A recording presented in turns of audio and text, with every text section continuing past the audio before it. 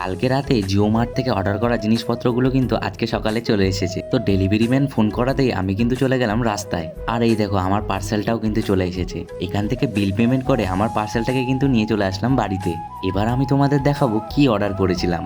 আমি অর্ডার করেছিলাম কোরিয়ান ম্যাগির 400 গ্রামের একটা প্যাকেট আর একটা 200 গ্রাম আমুলিয়ার মিল্ক পাউডার।